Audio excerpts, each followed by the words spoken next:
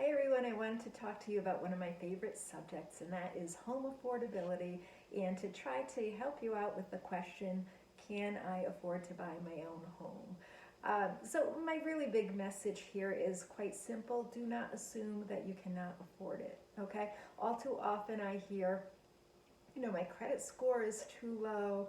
I'm not sure I have enough money for the down payment.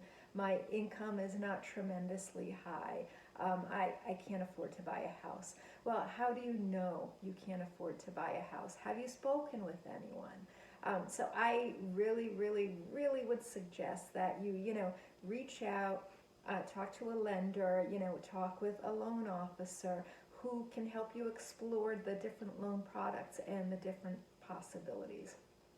So for example, if you have a lower than desired credit score, but you have money in your savings and you can make a good down payment, there is a product that will say, okay, you've got the lower credit score, but you've got the higher down payment, so you are still going to be eligible for this. And in a situation where maybe you would have written it off, just assuming that the one kind of not so great situation of having the lower credit score just basically means that it's not going to happen for you, and that truly is not the case.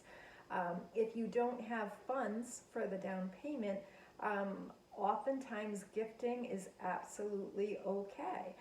So again, that's something you could talk with your loan officer about. Is it okay to accept a monetary gift from a family member, for example, and what needs to happen in order for that to kind of come to fruition? So, great question for the loan officer. So think about that.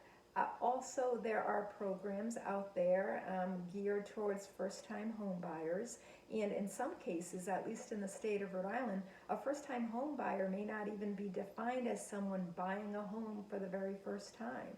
Okay, in Rhode Island, for example, it is a buyer who hasn't owned in 3 years. So that really kind of opens up that first-time home buyer category.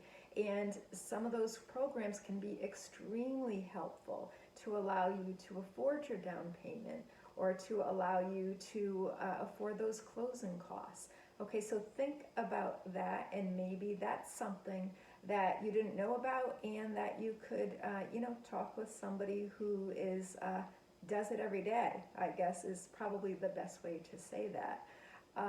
There are times too, and in this market today, it is a little bit of a harder sell. But if the property needs work, for example, and the property has stayed on the market for a bit longer than the seller would like, the seller may be agreeable to helping to cover either a portion or all of your closing costs. So that could help you tremendously if you don't have a lot of out-of-pocket funds. Okay, so there really is, I guess the most important thing you can do is to have that conversation with the loan officer and just really be very transparent about what your needs are and what you're thinking. Get those documents in and have them help you to decide what might be workable. And if it's not workable for right now, it doesn't mean that it won't be in the future. So, tap into their expertise and ask, what are my next steps? What can I do to make this more possible 6 months, a year, or even 2 years down the line, okay? So don't rule it out, especially if you're ruling it out and you don't have the information you need. All right, so I'm going to leave you with that thought, and have a wonderful day. If there's any way I can help you in any regard, please give me a holler. Thanks.